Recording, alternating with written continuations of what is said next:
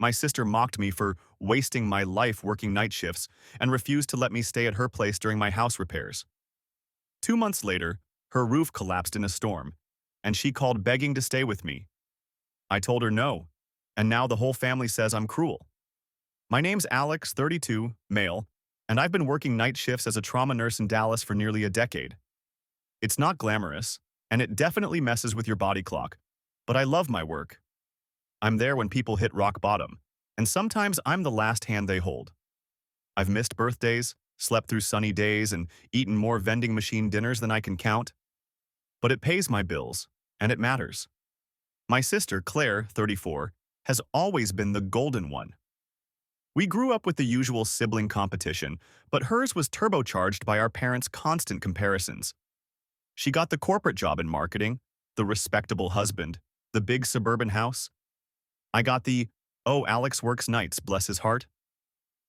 We used to be close in that messy sibling way. Movie nights, inside jokes about our parents, even the occasional drunk karaoke. But somewhere along the way, Claire started treating my job like a punchline. She'd drop little digs at family dinners. You know, if you just get a normal schedule, you might have time for a real life. Or, I couldn't imagine doing whatever it is you do at 3 a.m. Like I'm out there selling contraband in an alley, not saving lives. 2 months ago, I hit a rough patch. My old house needed some serious repairs. Foundation cracks and a leaking roof that the inspector said could cave in if I ignored it. The contractor said it'd take 3 weeks. I didn't want to throw cash at a hotel, so I called Claire. She's got a 4-bedroom house and her husband works overseas most months. I figured it was a no-brainer. She laughed. Not even a pause to consider. Just this sharp, mean laugh. Alex, I love you, but I can't have you stumbling in at 7 a.m. like a zombie, waking me up. Plus, I need my space. Then came the kicker. Honestly, maybe this will be good for you. Motivate you to get a real job and a normal schedule. You've been coasting for too long. I swear, I felt my ears ring. I didn't argue, didn't defend myself. I just said, got it, and booked the cheapest extended stay hotel I could find. I finished my repairs, moved back in, and put that whole humiliation in a box in my head. Then last week, the storm hit. A brutal Texas thunderstorm, hail the size of golf balls, sideways rain. Power lines down, trees uprooted. Claire's neighborhood got hammered, worse than mine ever had. I was sipping coffee post-shift when my phone buzzed. It was her. Alex, oh my God, the roof collapsed over the guest bedroom. There's water everywhere. I can't stay here, it's dangerous. Can I come stay with you? Just until we get it fixed? I just sat there, letting the silence stretch. Then I said, calm as anything, sorry, Claire, I need my space. She thought I was joking. Alex, seriously, this isn't the time for grudges. But here's the thing. It wasn't a grudge. It was a boundary. You made it clear my life and my work were beneath you. You didn't want a zombie stumbling in at 7 a.m.? Well, I'm still that zombie. Her voice cracked, and then she started crying, really crying, telling me she had nowhere else to go. I told her I hoped she found a place quickly and hung up. By dinner, my phone was blowing up. Parents, cousins, even a few of her friends. Apparently, I'm a heartless jerk for leaving my sister homeless. But as I stood in my quiet kitchen sipping coffee, I realized something. For the first time in years, I didn't feel like the family's doormat. The next morning, my phone was buzzing like it had a vendetta against me. Claire had clearly gone on a campaign because every missed call or text had the same theme. From Mom. Alex, I didn't raise you to turn your back on family in need. She's your sister. From Dad. This is petty. Grow up and help her until things are fixed. From Aunt Linda. It's just for a little while. You're lucky to have a roof over your head. Share it. My favorite was from Claire herself. I can't believe you're doing this to me after everything I've done for you. Everything she's done for me? I racked my brain and came up with letting me crash on her couch for one night after a bad breakup 6 years ago. That was it. Meanwhile, I'd babysat her kids so she could go on anniversary trips, helped her move twice, and fixed her leaking dishwasher for free. By noon, she was at my front door. I'd just woken up, night shift hangover still fogging my brain. And there she was, makeup streaked from crying, clutching a tote bag like it contained the last of her worldly possessions. "Alex," she said, stepping forward like she was going to hug me. I blocked the doorway. "You shouldn't be driving around in this weather," I said. "I had to come. You're being ridiculous." Her voice went sharp fast, the way it always did when she wasn't getting her way. "You know I can't afford a hotel right now. You've got a whole guest room just sitting there. What's the problem?" I leaned against the doorframe, feeling that old, familiar pressure in my chest, the one that used to make me cave. "The problem is, you made it clear my schedule and my life don't fit in your space. Why should I make mine fit yours now?" Her jaw dropped like I'd slapped her. "That's not the same thing." "It's exactly the same thing," I said, keeping my voice even. "You didn't want me in your house because of my job. Well, I still work nights. I still come home at 7 a.m., and I still need my space." She froze, and for a second I thought maybe she'd leave. But instead, she went for the low blow. "Fine. I'll just tell everyone you're abandoning me. Let's see how they feel about their precious nurse hero then." I almost laughed because I'd seen this play before. The guilt trip, the character assassination, the public pity party. It was Claire's greatest hits album. I shut the door. Not hard, but firm. I stood there in the quiet, hearing her muffled voice on the porch, maybe calling someone, maybe just cursing me out, before she finally left. That night, I got 3 more calls from my mom, each one angrier than the last. Apparently, Claire was staying with a friend, but it's not ideal, and she's so uncomfortable. I told Mom that sounded like exactly how I'd felt 2 months ago, sitting in a cramped hotel room while my own house was gutted. She hung up on me. The thing is, I thought that would be the end of it. I thought Claire would find another couch to crash on, milk the drama for a week, and then we'd go back to our usual distant but civil sibling thing. I was wrong. The next move Claire made wasn't just about guilt. It was about making my life hell. And that's when things started getting physical. Do you want me to go into the next part where Claire takes the feud from family gossip to full-blown sabotage? Don't forget to subscribe. I didn't even know it at the time, but Claire had been laying the groundwork for round 2 of her campaign. 2 days after the porch showdown, I came home from a brutal 12-hour shift to find my mailbox jammed full. Not just with letters, but with stuff. Flyers for payday loans, pizza menus, a triple-thick wad of real estate solicitations, all with my name written in Sharpie across the front. I didn't think much of it until I noticed the envelopes from random charities thanking me for my recent inquiries and pledge interest. Claire. I could practically see her smug face filling out online forms with my address at 2 a.m., thinking she was being clever. But that was just the appetizer. The real hit came 2 nights later.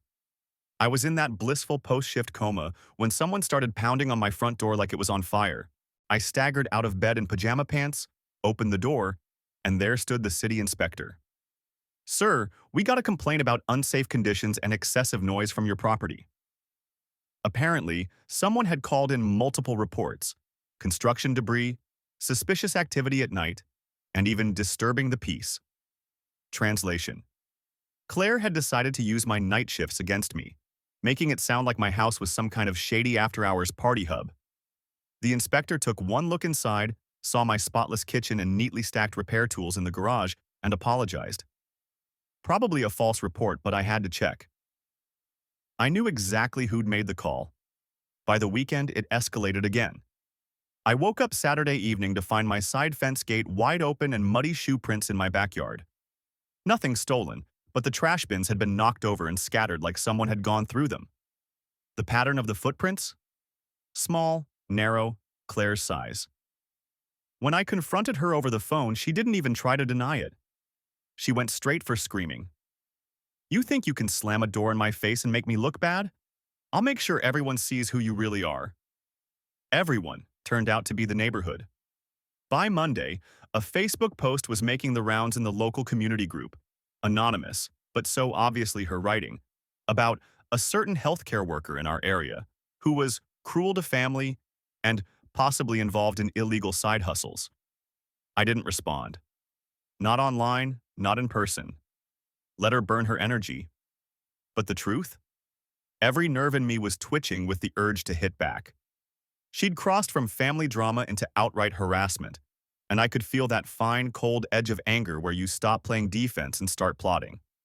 I wasn't just going to set the record straight. I was going to make sure she thought twice before ever coming for me again. And the perfect opportunity was already brewing in the background. It just needed a little patience. The opportunity came a week later, and I swear it was like the universe slid it across the table to me with a wink. I was grabbing coffee after a shift when my neighbor, Mrs. Alvarez, the unofficial mayor of our street, mentioned she'd seen Claire at the hardware store buying tarps and duct tape. "Roof's still leaking, huh?" she said, shaking her head. She was talking to the clerk about how she can't get a contractor out for at least another month. I played dumb. "Really? Thought she had that under control." Mrs. Alvarez leaned in like she was telling me state secrets. "She doesn't. She said her insurance claims stalled because the adjuster wants more photos and she can't get up there herself. She's in over her head." I smiled into my coffee. Oh, Claire. The same sister who mocked my night shifts and slammed the door on me now needed help to keep her roof from turning her master bedroom into an indoor pool. Here's the thing. My job puts me in contact with a lot of people. One of them is Greg, a patient transport driver who moonlights as a handyman. Greg's the kind of guy who knows everyone in construction and owes me a few favors. I once pulled strings to get his kid seen faster in the ER. I called him that afternoon. "Greg, buddy, I need a couple of your roofing friends to be very busy for the next 6 weeks," he laughed. "You mean busy enough that they can't take on new jobs?" "Exactly. And if a certain Claire Thompson calls, they're booked solid and maybe forget to call her back." Greg didn't even hesitate. "Consider it done." I didn't stop there. I also knew her insurance adjuster, well, not personally, but through a chain of mutual acquaintances. A quick coffee meetup later, I casually mentioned that Claire had been shopping around for someone who'd just sign off on damages without inspecting. Total fabrication, but it was enough to make the adjuster double-check everything and slow-walk her claim.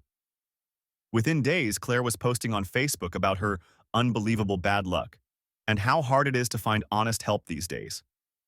Friends were offering sympathy. I just scrolled past with my coffee, savoring every word. But I wasn't just going to watch her struggle with logistics. No, I wanted the poetic, symbolic twist, the kind of thing that would dig under her skin every time she remembered it. I started collecting every single urgent text from her, every voicemail where she was suddenly sweet as pie, asking for just a little help until things are sorted. And I waited. Because if you've ever dealt with someone like Claire, you know, there's a moment when they hit the absolute wall, when the polite manipulation turns into raw desperation. I wanted that moment. And then, I'd make my move. Update 1.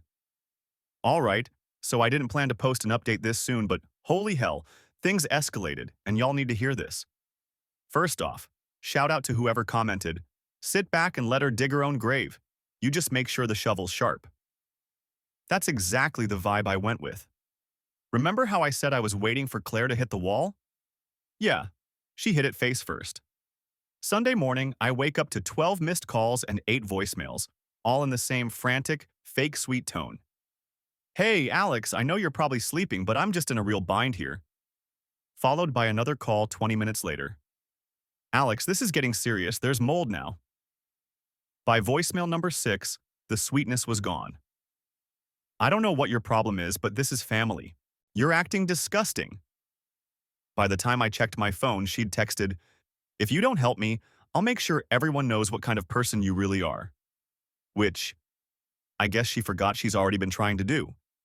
Anyway, I posted a quick comment on my original thread saying, "She's starting to panic. The popcorn's ready." And the flood of responses cracked me up. Half of you were like, "Stay strong, King," and the other half were crafting elaborate revenge blueprints involving drones, banners, and a neighborhood screening of my side of the story. But here's where it gets wild. Apparently, someone from my small town lurks on here and recognized enough details to DM me. They sent screenshots from Claire's private Facebook group chat with a few mutuals. It was literally her and 3 of her friends trying to crowdsource ways to pressure Alex into doing the right thing. Suggestions included: have your mom call his boss at the hospital, make it a professionalism issue. Post about him in the local yard sale group. That always gets traction. If he's not helping you, maybe it's because he's got something to hide. Y'all, they were plotting a smear campaign because I wouldn't let her crash in my spare room. The DM also included a gem, a photo Claire posted of her wrecked bedroom ceiling with the caption, "Some people can't see past their own ego to help family in need. Sad." And guess who had commented? My mom, with, "This isn't how I raised my kids." Couldn't resist. I took a screenshot of my original request for help from 2 months ago, where Claire literally said she needed her space and suggested I use the time to get a real job. And I sent it to the DMer. Told them they could do whatever they wanted with it. An hour later, it was circulating in that same Facebook group, side by side with her new "Woe is me" post. The comment section?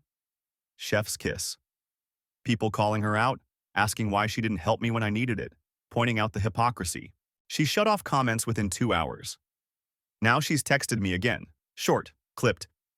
"You've made your point. Can I just come over for a few nights?" I haven't replied. Not because I'm undecided, because I'm busy setting up the next part of this. The part where she learns that burning bridges means you swim alone. Want me to roll right into the next section where the actual revenge hits, and it's not just petty, it's poetic? I waited until Wednesday night to set it in motion. That was the day the weather report predicted another massive storm. Heavy rain, gusts that would rattle windows, maybe even hail.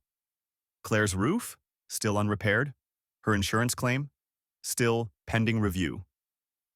And thanks to Greg and his very busy contractor friends, she was nowhere near finding help. Around 9 p.m., I sent her a text. "Hey, I heard about the weather. Make sure you move anything important out of that bedroom. Oh, and maybe put down some buckets." She didn't reply, but I knew she saw it. The storm hit around 1 a.m., and from my porch I could actually hear the wind tearing through the trees. I went to bed smiling. By the next afternoon, the photos started showing up on Facebook. Claire's bed soaked through, carpet squishy underfoot, and her standing in the doorway like a war survivor. Caption: "What did I do to deserve this year?" That's when I made my move. I took the two most brutal, undeniable screenshots I had. 1.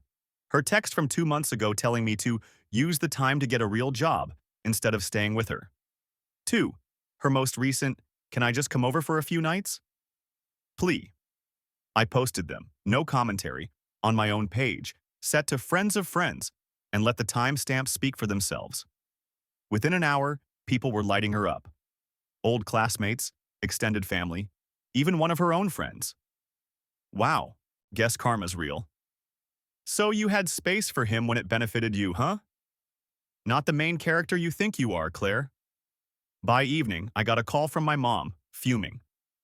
"Why would you humiliate your sister like that?" I said. "Because she's been trying to humiliate me for weeks, and I'm done playing defense." Claire, predictably, didn't take it well. Around 10 p.m., she showed up at my house, again. But this time, she wasn't crying. She was raging. She pounded on the door until my neighbor came out with his phone, clearly filming. "You think you're better than me? You think this makes you the good guy?" she yelled. "I needed you, Alex." I opened the door just enough to look her dead in the eye. "You taught me what to do when family needs you and it's inconvenient." I listened.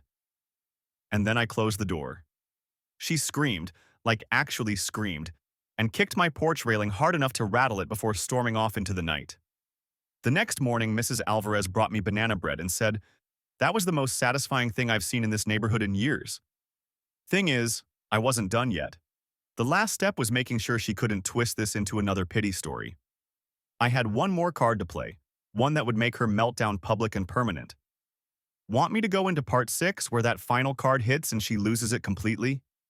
I didn't have to wait long to play it.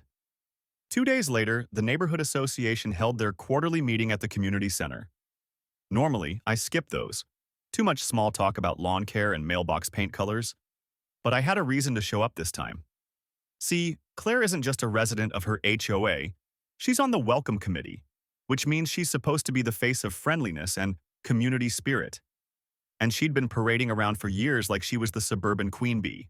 I walked in right as they were starting, coffee in hand, and sure enough, there she was in the front row, flipping through a binder like nothing was wrong. When they opened the floor for community concerns, I raised my hand. I'd like to bring up an incident involving harassment and false reports made to the city about my property, I said, loud enough for the whole room to hear. The person responsible is in this room, and I have proof. You could feel the air shift. Claire's head snapped up, and her face drained of color. I pulled out printed screenshots, her Facebook pity posts, the anonymous local group smear attempt, and the city inspector's visit notes showing the complaint had been baseless. I handed them to the HOA president like I was submitting evidence to a jury. The murmurs started immediately. One older guy in the back muttered, "Ain't that your sister?" And another woman whispered, "She's the one who called the city? Over that?" Claire tried to jump in. "This is a personal matter, not—" "No," I cut her off. "It became a community matter when you dragged my name through local groups and weaponized the HOA's relationship with the city to harass me. That's not welcome committee behavior." The president cleared his throat, obviously uncomfortable, but rules are rules. They voted, right there, to remove her from her position until her personal conflicts are resolved. It was a polite way of saying, "You embarrassed yourself, now sit down." She didn't sit down. She stood there shaking, tears welling up, mumbling about how I'd ruined her reputation before storming out. The heavy glass doors slammed so hard they echoed. By the time I got home, my phone was blowing up again. She'd sent a dozen texts ranging from, "I hope you're happy," to, "You're dead to me." I ignored them. But I did post one last update to my Facebook. Sometimes you just have to let the truth breathe in public. It's amazing what sunlight does to mold. That got more likes than anything I've ever posted. Even Mrs. Alvarez commented with 3 clapping emojis. Thing is, I thought that was the grand finale. But 2 days later, Claire made a move so unhinged, it went from family drama to full-blown chaos. Update 2. All right, Reddit, here we are again. I swore the HOA meeting would be the last chapter, but apparently my sister looked at the smoldering wreckage of her reputation and said, "Let's pour gasoline on this." First, a massive thank you to whoever commented. She's the type who will set herself on fire just to make you feel the heat. You win. That's exactly what happened. So 2 days after she got booted from the welcome committee, I'm at work on a night shift when my phone starts vibrating nonstop. Missed calls, texts, and then a video. Sent by 3 different people in the first 10 minutes. It's grainy cell phone footage from the gas station down the street. And there's Claire, in full meltdown mode, screaming at the clerk, knocking over one of those displays of windshield washer fluid. Why? Because they wouldn't honor her expired rewards points. I wish I was joking. The video made it to the local community group before she could blink. And because Karma apparently has a dark sense of humor, someone in the comments recognized her as the one who tried to get her brother in trouble with the city. The thread exploded. Over 200 comments in less than an hour. People started digging through her old posts, linking her pity story about her roof, linking my screenshots, and piecing together the whole saga like amateur detectives. She couldn't delete fast enough. By the time I got off work, my phone was a war zone. Claire had left me a 5-minute voicemail that went from sobbing to screaming to that scary calm voice she gets when she's 2 seconds from throwing something. She accused me of turning the whole neighborhood against her and sitting back while strangers destroy my life. I didn't respond. Instead, I posted on my original Reddit thread. I didn't have to lift a finger. She's playing whack-a-mole with her own reputation. Y'all, the comments. Half of you were laughing, half were saying I should double-tap the coffin lid by doing a public Q&A about what really happened. Tempting, but honestly, at this point, it feels like overkill. She's doing the job for me. The best part?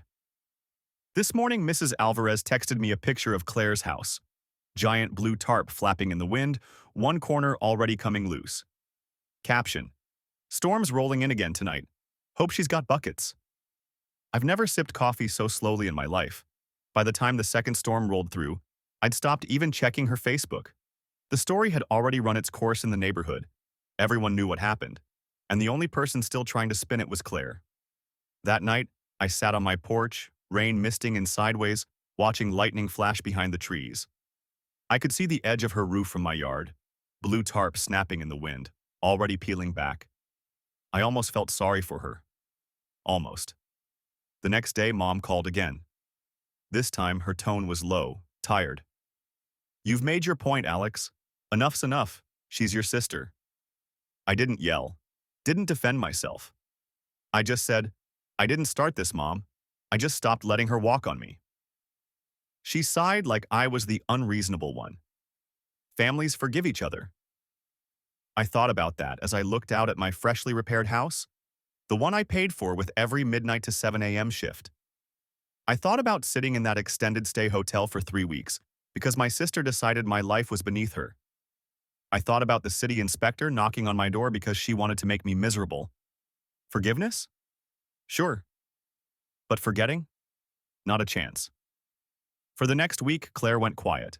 No calls, no drive-bys, no social media jabs.